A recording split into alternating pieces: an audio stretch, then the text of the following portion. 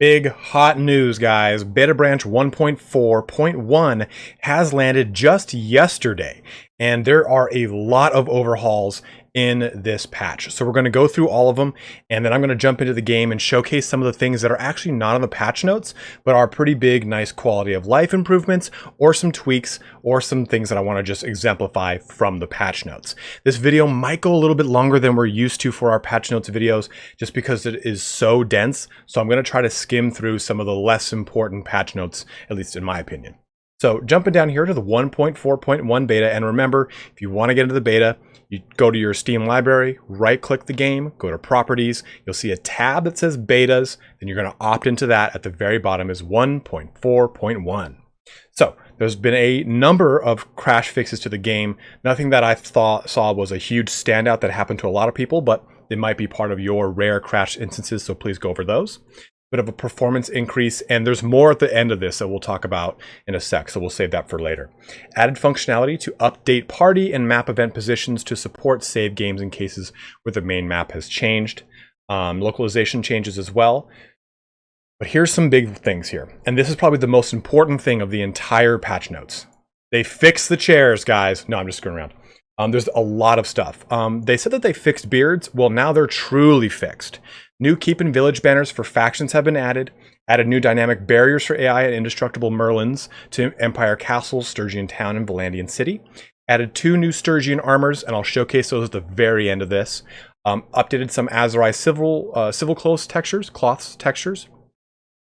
Khan's Guard cloths, Lancer armor both have cloth simulation bugs or tweaks, as well as just in general cloth simulation mesh bug tweak. Fixed AI spawn points on some issues on Battanian villages. So if you were had something in, I think it was group 5 and 6, and you did a battle at a Battanian village, your units in 5 and 6 would spawn in the center of the Battanian village. That should not happen anymore.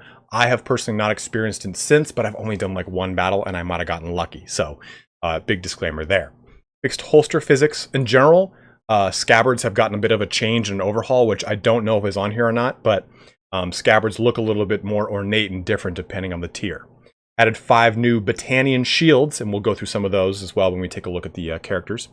Some interior scenes were corrected. The scene of Pencanak has been changed according to the city's location on the map. Animations added new main map attack animation. So those ones that we have come to know and love with 1.4, the new 3D animated ones that you see. This is just a little bit of a tweak on that. So this is big. Added 3 new music tracks for the campaign mode. And I feel like there's a lot of other stuff to this that is not disclosed. I'm starting to hear babbling brooks. When I run by the coves, I can now hear waves crashing. Maybe it's just because I'm hyper aware of it because I'm looking for these audio tweaks now because of this, but the 3 new music tracks are beautiful. Like one's like a slower version of the overture at the beginning of the game. Like it's pretty sweet. Minor updates for existing campaign mode tracks. And I've noticed that campaign mode, it doesn't just stop silently all of a sudden randomly. It'll continue to play. Some real big ones here. So user interface for SANDBOX Kingdom creation, and I'll show you guys that as well. A new shortcut, so control or left control, just like left shift, will, rather than doing 5 at a time, will move an entire stack from one location to another.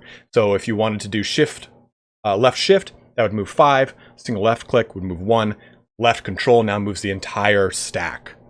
Add a new image for map notification circles, settlement owner change, and sieges is underway. Barter auto offer button will turn green in the current status of the barter. An army created map notification, inspection, and kingdom army show on map button will now directly focus on the army if that army is currently visible on the map, instead of showing the army's target, which is nice. I always found it really laborious. You had to basically go into the kingdom mode, click the army, then click the leader of the army and see where he was last. This kind of helps fix that. Fix now non-traded item prices and inventory are updated correctly. Fix character visual blocking the selection for perks over 275 skill level. And trust me, that's going to be huge. We're going to talk about a lot of perks. A lot of these are just kind of more aspect ratio stuff. Auto calculation improvements. Battles and sieges. This is not a map. This is not a note, but myself and a number of other Redditors have noticed battles are way harder now, way harder. And it feels like it's an AI overhaul. It feels like it's a change with the way the equipment's actually doing damage and receiving damage. You're going to notice it too. Armor's going to actually not be as weak, but archers just feel so hard to kill, like with a melee weapon. I don't know what it was, but you're going to notice that your battles and your sieges are going to be a lot more difficult. So be prepared to kind of adapt to a little bit of a curve here. I've personally noticed that I got murked so many times. This one's huge. Troop formation spawn positions did not match formation movement targets at the beginning of missions. This was fixed. And also, I think it's on here somewhere else. No, it's not here, right here. It's probably further down in the combat AI. But, oh, it's right here.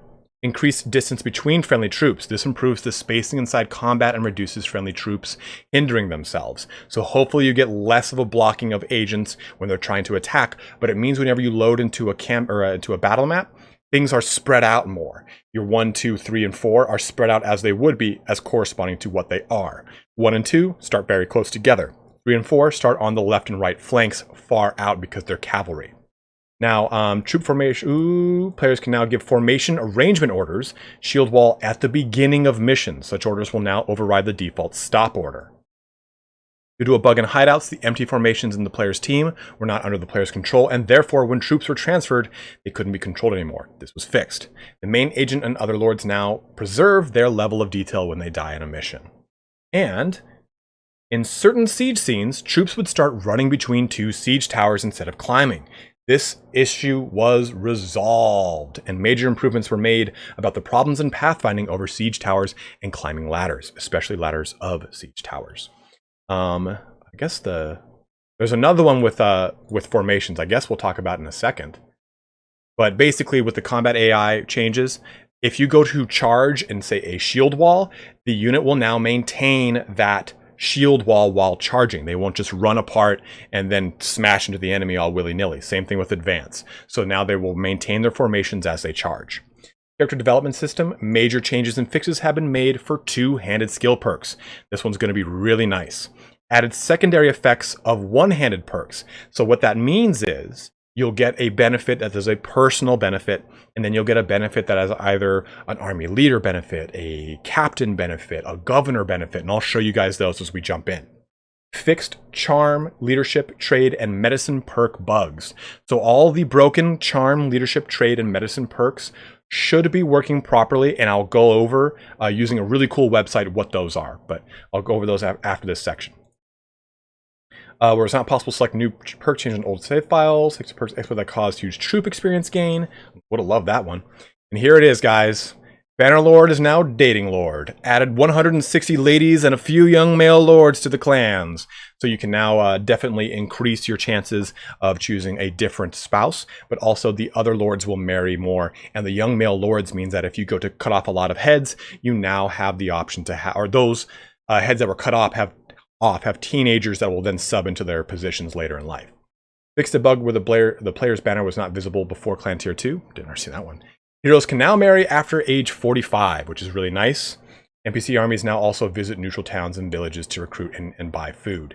So what this means is, prior to this, they would only visit their own towns and villages, which meant if you wanted to get some really nice top tier units of a specific culture that maybe, a culture that maybe had its cities taken, you could go to that town and then buy those recruits, because more often than not, they weren't buying them from those towns and villages. So this has kind of fixed that. Disabled defection behavior for NPCs that are in armies, which is nice. Now, here it is, the big one as well. Implemented war and peace kingdom decisions that are accessible from the kingdom diplomacy screen. Your decisions now show support for all types. Now, this is a little bit bigger than just this. You can also choose to spend influence to increase the influence of other clans, and you now all vote to go to war. Implemented sandbox kingdom creation, which is possible through the clan screen and not dependent on the main storyline. Players need to have at least one settlement and a tier 4 clan. Then players can select their kingdom's culture, consisting of their settlement's culture or their own clan's culture. So, for example, if I start as a Khazate and I take over Donustica, which is a empire cultured location, then my clan can be either Khazate, because I am Khazate, or it can be Empire because Donustica is Empire, just to explain that better. then you can select up to 4 policies and then select the name of their kingdom. Right now, it is crashing the game if you've done it with an existing save. You have to do a brand new save to do this. And that might get patched here, so that's just a heads up if you do go to do it. Let's see. Oh, this one's cool too. Fixed a bug where traits and skills did not affect persuasion chances. That has now been fixed. Settlement actions. When we request a meeting from the outside of a castle or settlement, every noble will now be on the list of accessible characters. Players can now recruit mercenaries from the tavern menu. I'll show you that too. It's really nice. Implemented a new quest. Lord parties will ask the player to bring horses or camels when they don't have enough mounts for their troops on foot. There's a number of quest changes here. Nothing, unfortunately, for conspiracy has been changed that I am aware of, but a number of quest changes. A number of conversation tweaks here and there. And here we go for the others. Armor and armor types on faction troops have been redistributed. And we're going to go over that one. It's a big, big, big one. It's so good. Shields were redistributed for factions as well, and fixed the bugs that sometimes allowed the camera to clip into walls and Khazad towns. An NPC was added to the range tutorial area. Some people were saying they wanted that. It is now there. Now look at this little guy.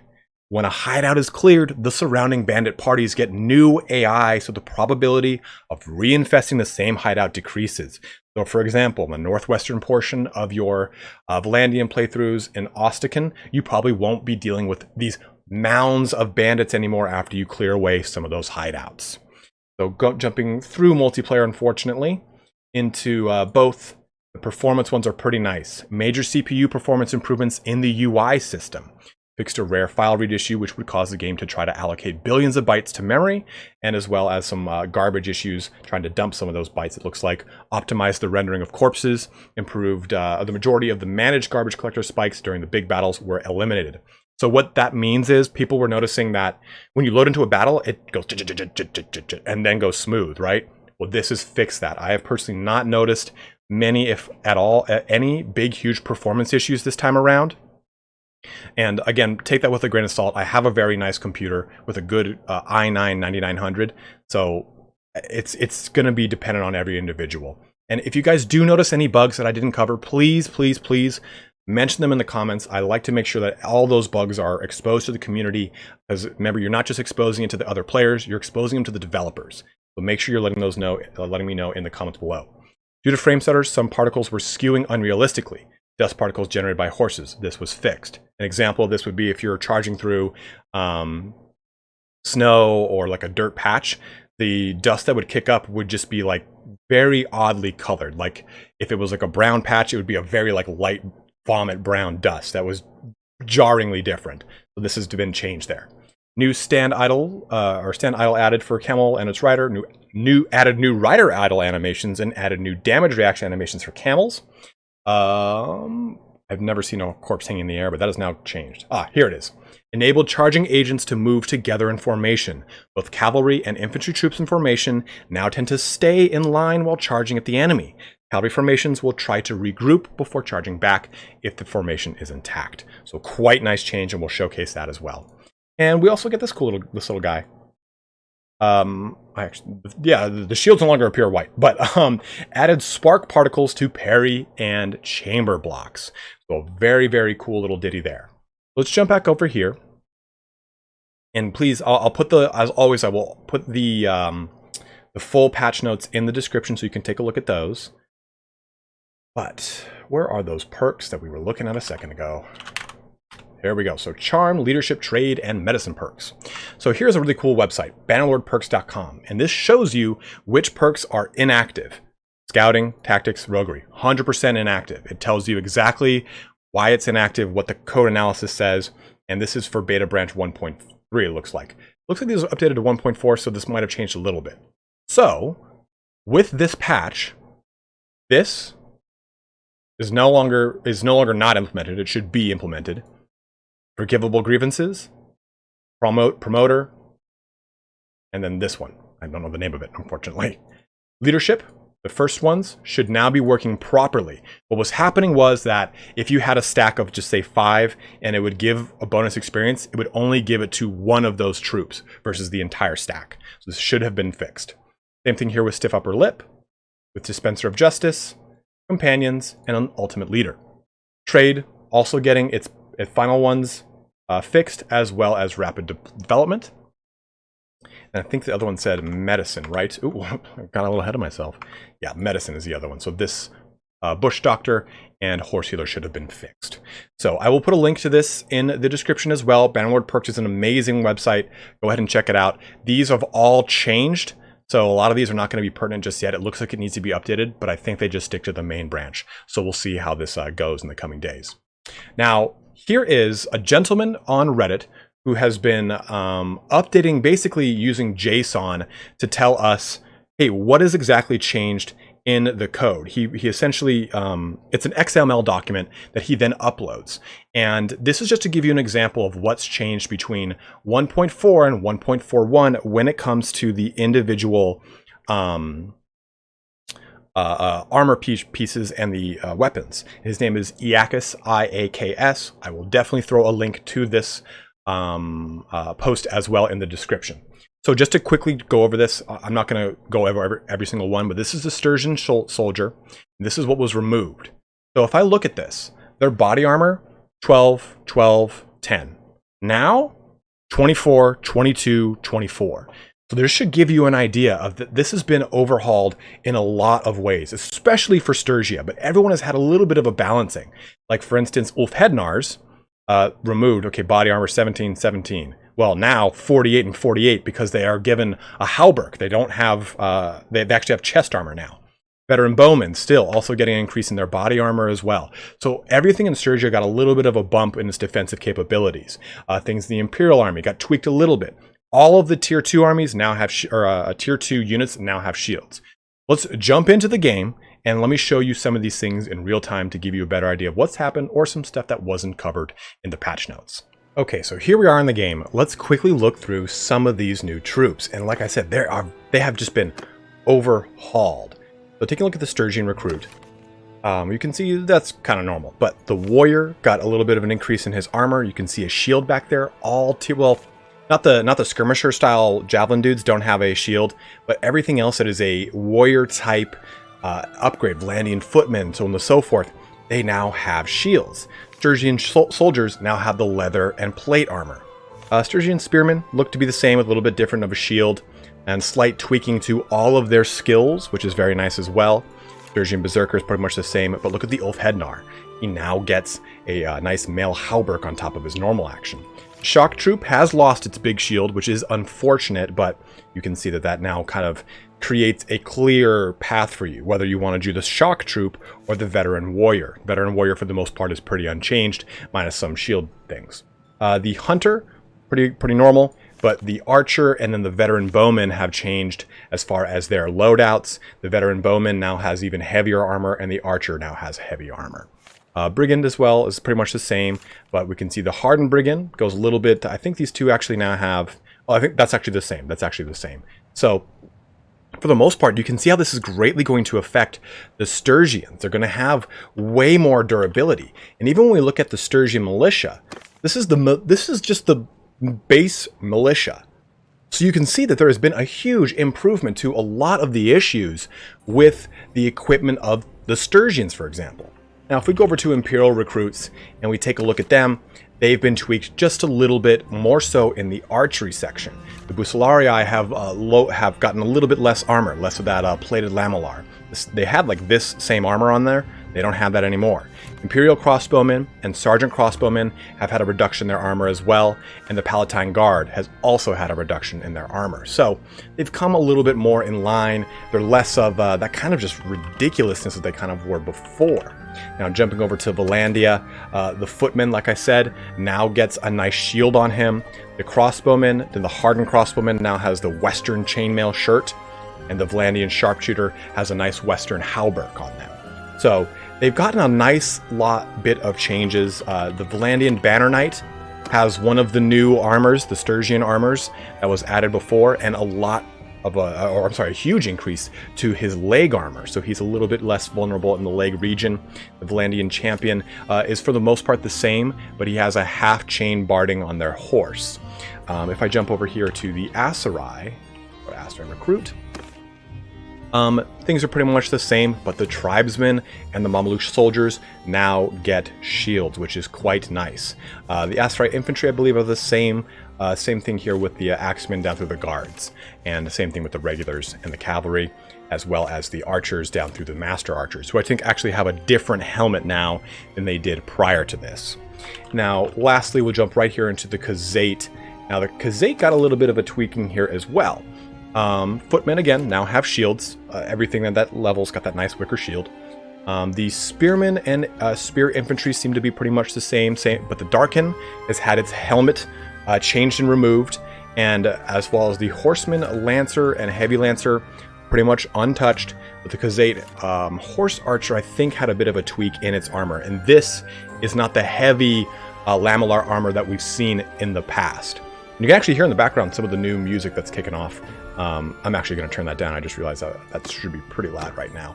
But so you can really see that there have been a number of changes and fixes to a lot of the equipment.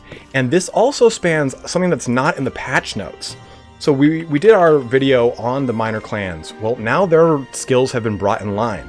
Arboreal is no longer the best archer outside of the Thean champion.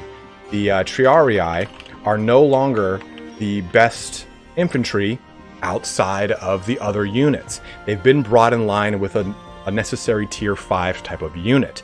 Also, the Pila that he's got on his back is now a throwable spear. So there's been a lot of tweaking to the minor clan stats, and they've been brought in line a little bit so they're not just so disgustingly strong. This is making it so mercenaries that were joining AI factions and fighting each other would actually have a huge leg up because they had very heavy advantageous units to choose from. So that tweaking has been done. So we've covered the troop changes. We've covered the minor clan rework that was not in the patch notes. But take a look at this. We jumped to the Tavern District. Like I said, now you can recruit mercenaries directly through the Tavern District menu. Way easier, way nicer. I like that a lot. And let's jump over here to the Kingdom menu. So if I'm looking at the clans, I can now select any one of these clans and support them. Allow me to spend my own influence to increase the influence of the selected clan. Furthermore, I can expel them from the kingdom if there's a certain percentage approval rate. I think, like if I organize this by that, well, it seems to be the same all the way around. I think you have to have a lot of negative relation to get that to actually get going. But I can actually expel another clan from the kingdom, which is quite nice. Policies here, nothing is different. But the nice thing about policies is now, if you're a mercenary, you get to see how the policies are being voted upon. And the same thing with wars, which are now voted upon whether or not they will be a peace or go to war. You vote on that. And you get to see how they vote for the holdings of castles. Armies over here, like I was saying, we can now click over this button and it'll jump over to their target and just give us a little bit more information of where they are. And lastly, you'll notice that the total strength is different now. I really encourage you to start a new playthrough if you want to do your own kingdom, especially because I'm about to show you that it's going to crash the game. But this is important because now all the strength values are calculated differently. And I'm not really sure the under the hood of that, but it has to do with the massive tweaking to all of the troops. And you're going to notice that Sturgia is going to be able to hold its own, especially because its militia is so strong. But moreover, like I said before, the AI combat difficulty is way better and way harder. I've noticed pressing F6 is way different than it used to be. And using your tactics a little bit better is really going to come out on top for you when you're trying to navigate around the battlefield. And I do have an advanced battle tactics video planned. This kind of segued it a little bit, but I promise it's coming out here pretty soon. So, this is the new diplomacy screen. And like I said, we can propose peace through here. We consider making peace. It should tell me, yeah, it'll tell me how much tribute is required. So 52k and 9% of the population supports this because we're vastly winning. Northern Empire, well, not as much of a huge of a tribute, and the support is a little bit about the same pretty much. And I think support's based off of your relation or how well the war is going. I haven't, again, really drilled down on that. Let's leave this kingdom here real quick. And we will keep all of our holdings just for the sake of what we want to do here. Everyone's going to get just really pissed off. So we're going to pop back open. Well, they're actually, like, really mad at me. Plan menu. Then you have create a kingdom. Because we have our own fief and we have clan tier 4. When you press Create Kingdom, we get to choose because we have an Empire Castle. We can do either Empire or Khazate. We'll just put Khazate here. And then we can then choose land taxes, all of these different things. Each, you can choose a max of 4 policies. So I'll go boom, boom, boom. And as soon as I press next, it will crash the game, so I'm not going to go there. But that is how you're going to now circumvent the main quest and just do a sandbox mode. There's no like quick, easy way to break the system and do it now. It's pretty cut and dry. You just create a kingdom, get to tier 4, get a fief. Or, well, I guess that's a little in reverse order, but still, get a fief, get tier 4, then create your own kingdom. So you can see it's pretty awesome. It's a way better system. So I'm going to jump into a really quick battle, and then we're going to jump over to my Sturgian character to show you one of the new Sturgian armors, and then we're going to jump to a new game to show you all the new characters. But doesn't matter, we're going to get into a quick fight here. Yes. Go to war here, and attack. So this will allow me to showcase the way that the formations move. So, if I take 3, and I put them all on the shield wall, they're going to get real close together. Fortunately, I don't have any actual infantry in this playthrough. And I'm going to press F1 and charge. They're going to maintain cohesion here. They're not going to splinter apart and just run all willy-nilly and just lose cohesion of that entire fighting force. This is obviously going to be way more effective and evident when you're playing with infantry, but just to kind of show you that they're running in line, they're kind of staying along with the army here. I'm scared here. Oh yeah, take that, dude.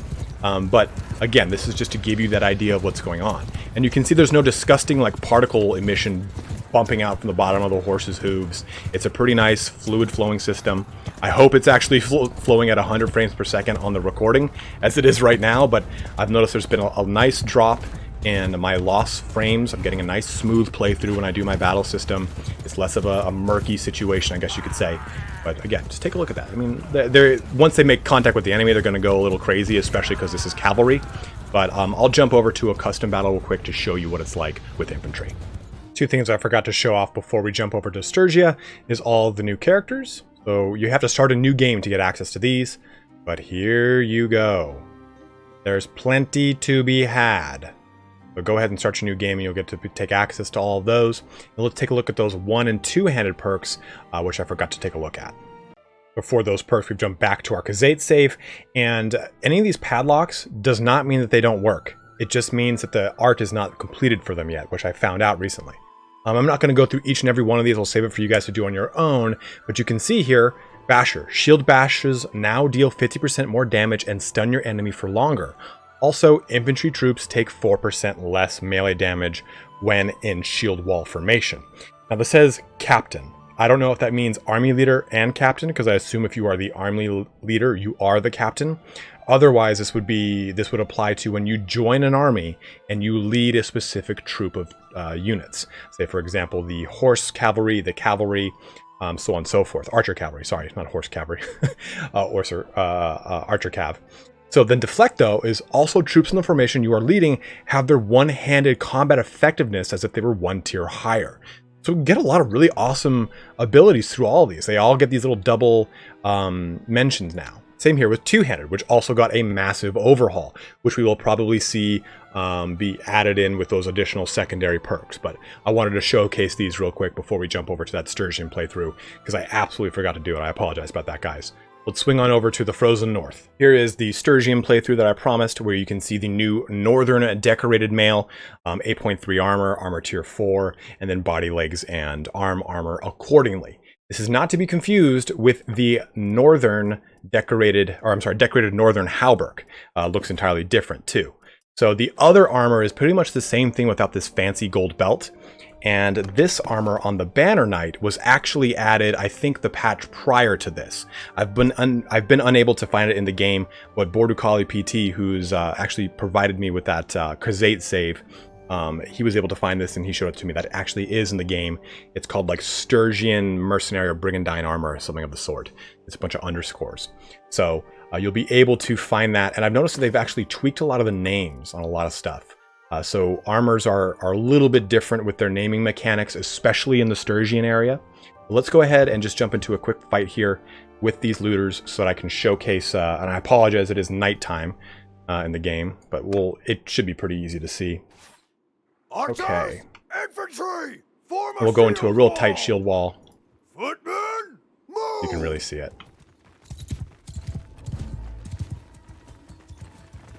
You can see they're all pretty nice in that shield wall, and I'm going to give them the attack to charge, or charge to attack. And they just kind of stay in line. They're perfect. I mean, they're going to absorb shots on the top of those shields. It'll look really nice. They're actually not going to get killed in route to these looters like they were before. Previously, they would just kind of break ranks and run wherever they wanted. So it's a lot better this time around. Hopefully, this will continue to kind of show us some really awesome things for the combat system of the game. What I've noticed, like I said, is that it makes the fighting a lot harder. Armies don't just wilt before each other because they break formation the second they charge or advance. You'll notice that this is going to make your fights, like I said, a lot more of a challenge. The big question is, should you try this, this patch? Should you jump on Beta Branch 1.4.1? Absolutely. I think this might be one of the most stable beta branches I've personally played. I sunk 6 or 7 hours into this, and I didn't have any crashes at all. But that's not to say that there's not something that I didn't catch with, say, a hideout getting superficially inflated, or towns getting drained of money like we've seen in previous patches. So I recommend you make a new playthrough. And the biggest problem with that, or biggest reason for that, is because of the dynamic now with the kingdom strengths and how strong and weak some of them have become as a result of these balances with the troops. So if you're going to play this 1.4.1, please make a new save and let me know what your experiences are. Go ahead and leave a comment below. Tell me if you're liking 1.4.1 or if you're maybe not as stoked about it. But as always, guys, thank you so much for watching here today. I'm so stoked on this. I was like a giddy playing through it yesterday. Like it's a really nice overhaul to the game, in my opinion. It fixed a lot of things. It gave a lot of really good performance boosts. And honestly, there's like 4 or 5 of these things that are actually on the wish list that just got knocked out because of this patch. And a lot of them had to do with kingdom management or making your own kingdom through a button. Like, it's nice to see that the developers are listening, and it's nice to see also that that dev update was not like a 4-month roadmap. It was, hey, here's the next one coming, and boom, here it is. So I couldn't be more excited about the future of Mount & Blade Bannerlord, and I'm stoked to keep covering it with you guys. So as always, go ahead and leave me a comment below about what your thoughts are on 1.4.1 and if you're going to be testing it over the weekend. I'm really excited about it and what it's hopefully going to bring to the game. As always though, guys, don't forget to like, comment, subscribe, all that kind of fun action like I always say. And if you haven't picked up the game, you can use my discount link in the description if you so wish.